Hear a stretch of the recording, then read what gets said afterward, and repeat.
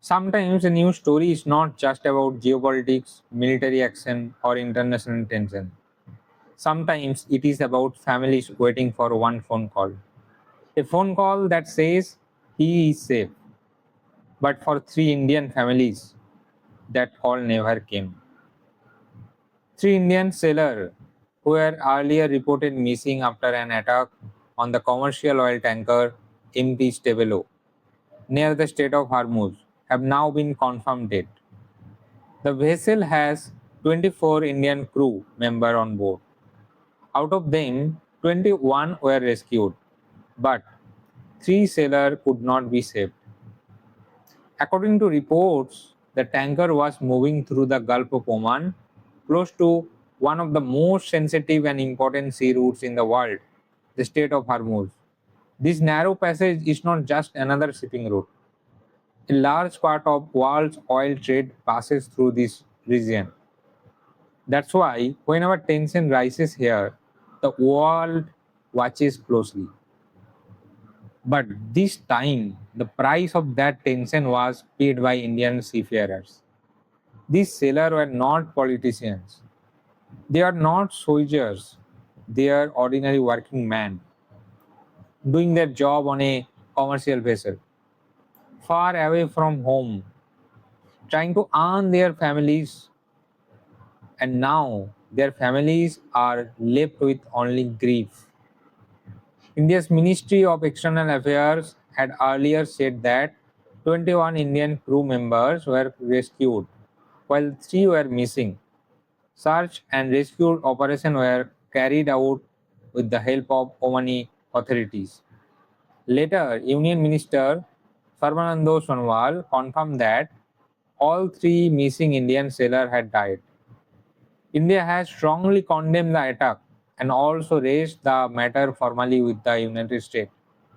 The Indian government has made it clear that the safety of Indian seafarers must be protected, especially when they are working on the commercial ship in international waters.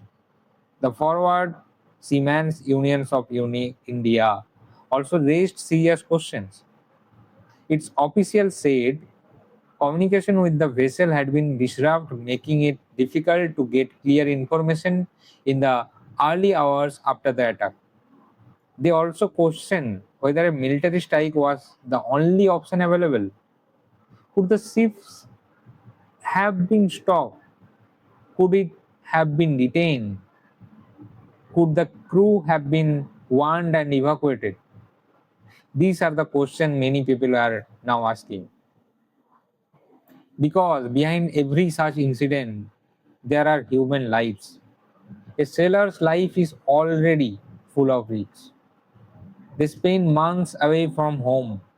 They face storms, isolation, long working hours, and dangerous sea routes, but they still continue because global trade depends on them.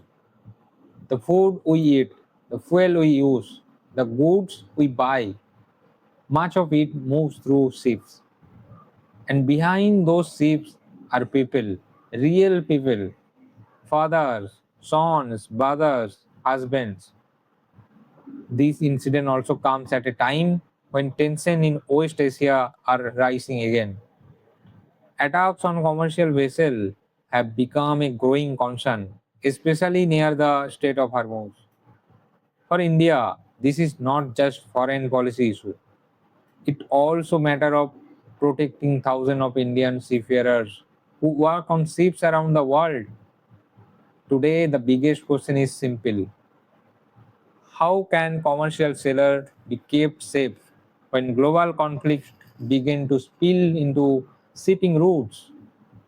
India has called for de-escalation and diplomatic solutions. Because if tension continue to rise, more ships may be targeted, more sailors may be put at risk, and more families may suffer. For now, India mourns the loss of three of its sailors.